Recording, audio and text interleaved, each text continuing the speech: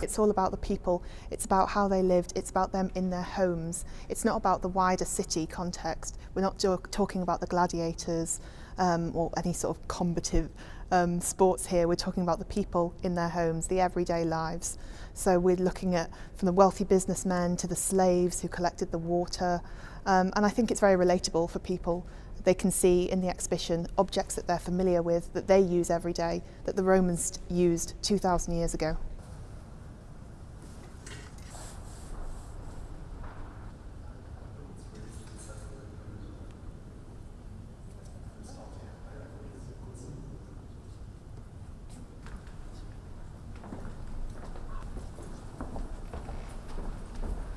%50 of the population were freedmen, so ex-slaves or slaves.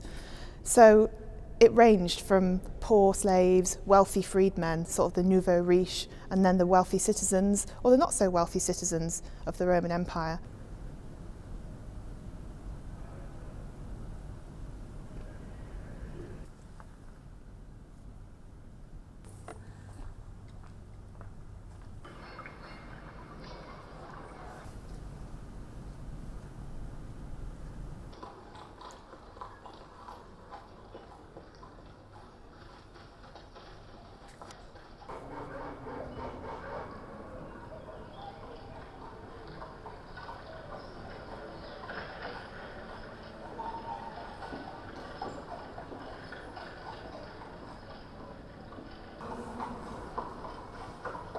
Their primary income might have come from land or commerce.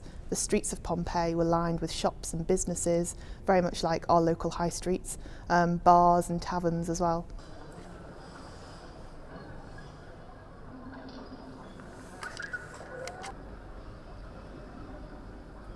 The Roman home was sort of the eye into the Roman soul. The atrium was the first room of the Roman house, and this was a sort of a public private space where your guests would enter, whether for business or for pleasure. The family would have used it as well, but you would have had a lot of people coming and going all of the time.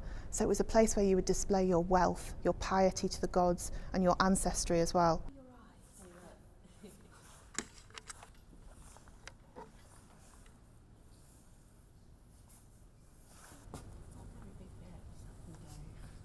I think it might be more, they didn't really have beds, it's kind of more like a couch. Sometimes they just like somewhat shocked, so sort of forgave me the catalogue to sort of open. We opened it up on the page with that. It's beautifully lit as well, it's actually a pretty beautiful piece.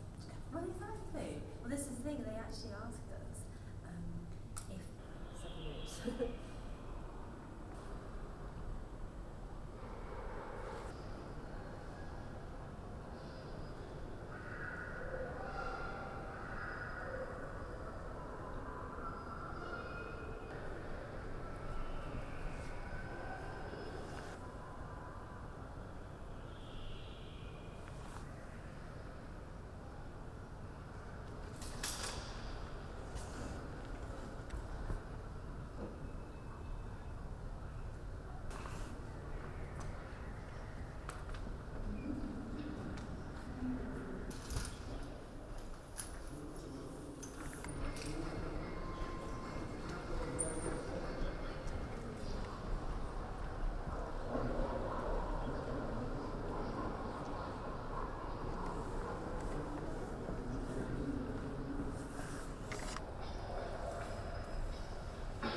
From Pompeii we have the priestess Eumachia, whose statue greets you at the beginning of the exhibition.